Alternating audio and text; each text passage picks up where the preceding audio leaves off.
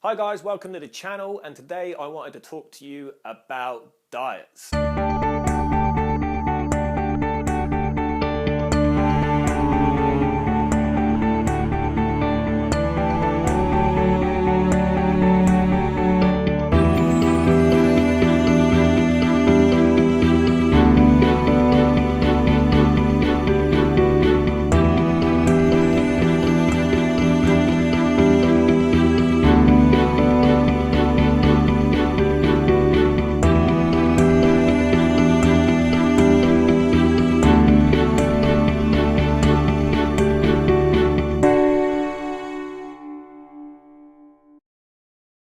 So we've probably all tried different diets and we've had varying success, but one thing I see time and time again with my clients and patients is that they are not sustainable. They just can't keep the weight off long term.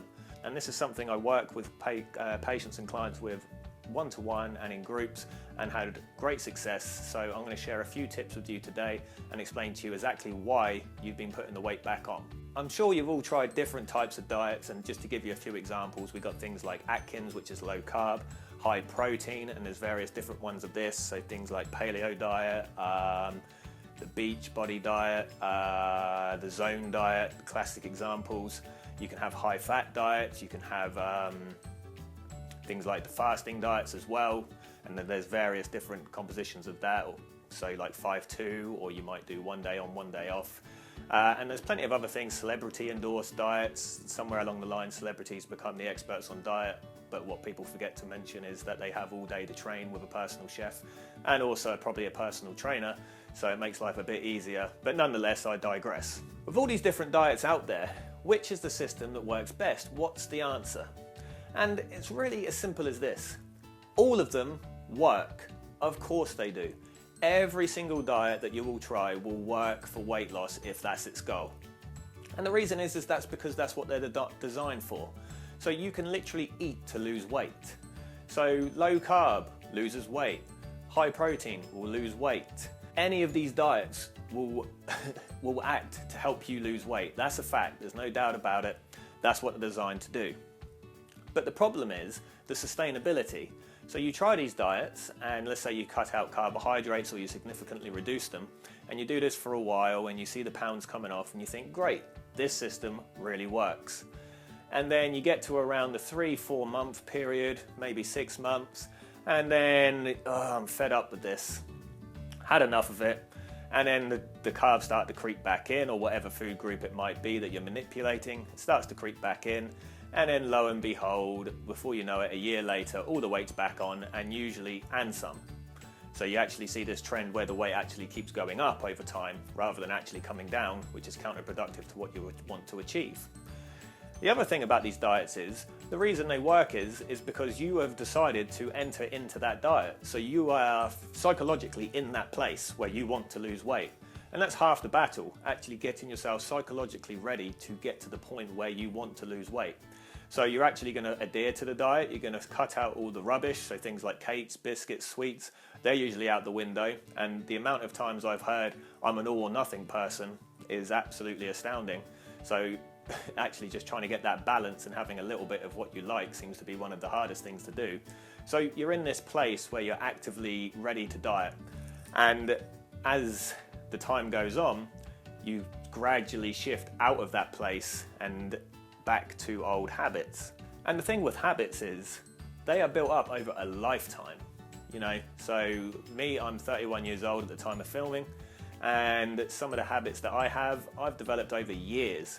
So then to expect to break these over a couple of weeks isn't going to be realistic. You actively have to engage to break a habit, just like you actively have to practice a golf swing if you want to get better at golf.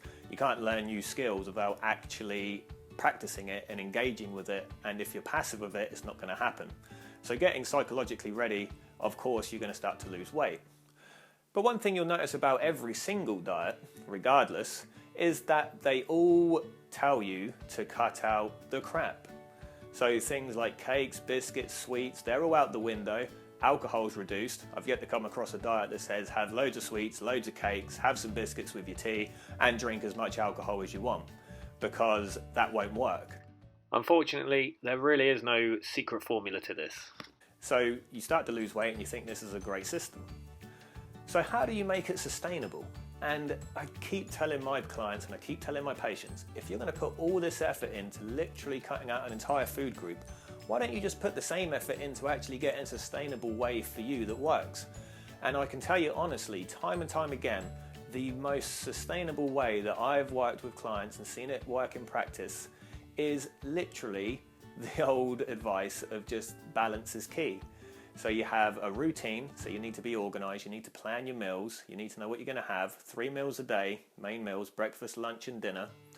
And you can have a few snacks around that if you feel the hunger's creeping in, because if you're really hungry and you're around food, chances are you're going to stuff your face. And I do it myself. If I've had a long day and I get home and I haven't eaten, then I start picking around the fridge.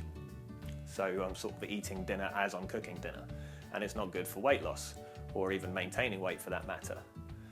So you need to have this organized plan where you're having your 3 meals a day and you're tapping into all the different food groups, the food groups being vegetables. So vegetables are key. They really bulk out the plate and they provide plenty of nutrition. Starchy carbohydrates, and this is a place where we can really overeat, so we need to keep the portions within reasonable limits. So we're talking about maybe 75 grams of rice or pasta, or maybe 1 jacket potato, but keeping it a small jacket potato. You can have things like slices of bread, so 2 slices of bread for a sandwich, maybe a couple of Weetabix, or 30 to 50 grams of cereal in the morning, just to give you some examples. But the idea is that you're keeping the portions smaller than what you'd usually have, because it's very easy to overeat on these foods.